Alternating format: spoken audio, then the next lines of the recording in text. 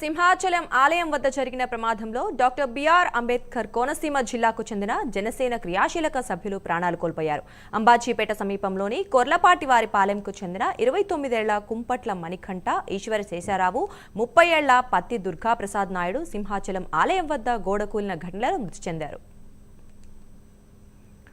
ఈ విషయం గురించి మరింత సమాచారం మా కరెస్పాండెంట్ శ్రీరామ్మూర్తి అందిస్తారు. చెప్పండి శ్రీరామ్మూర్తి, మృతి చెందిన ఏదైతే సింహాచలం సింహాద్రి అప్పన్న చంద్రోత్సవంలో జరిగిన ప్రమాదంలో ఘటనలో అంబేద్కర్ కోనసీమ జిల్లా అంబాజీపేట మండలం కొర్లపాటిలో కూడా విశేష స్థాయిలో అలుముకున్నాయి.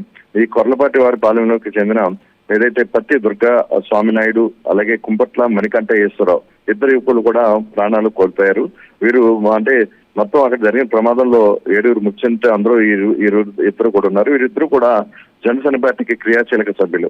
అంటే వీరు వృత్తిరీత్యా కొంత పని ఉండడం వల్ల విశాఖపట్నంలో ఉన్నారు. విశాఖపట్నంలో ఉండగానే వీరు చంద్రోత్సవానికి నిన్న రాత్రి హాజరైన పరిస్థితి ఉంది. అయితే అర్ధరాత్రి ఆలయ ప్రాంగణంలో గోలగొండ ఘటనలో ఇద్దరు కూడా మృతి చెందడంతో ఇక్కడ అంబాజీపేట మండలం ఈ కొర్లపాటి వారి పాలనలో మొత్తం కుటుంబ సభ్యులందరూ కూడా శోక సంద్రంలో మునిగిపోయిన పరిస్థితి ఉంది.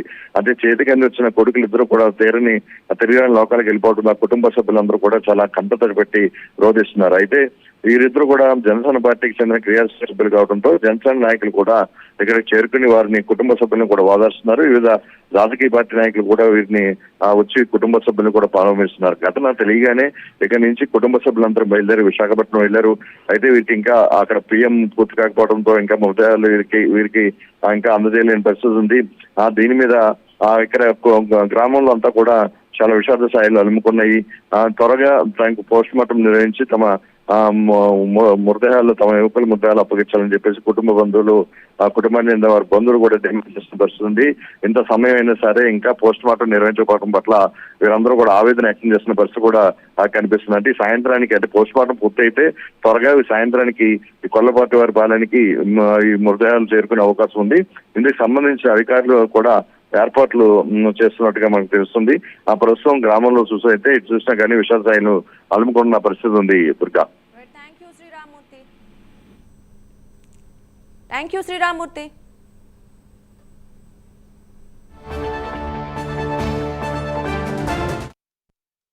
ఈరోజు ఉదయం జరిగిన సింహాచలం గుడి ఆవరణలో జరిగిన దుర్ఘటనలో అంబాజీపేటకు చెందిన జన సైనికులు పత్తి దుర్గాస్వామి నాయుడు, కుంపట్ల మణికంఠ ఈశ్వర శేషారావు అనే వ్యక్తి జన సైనికులు దుర్మరణం పాలవడం జరిగింది.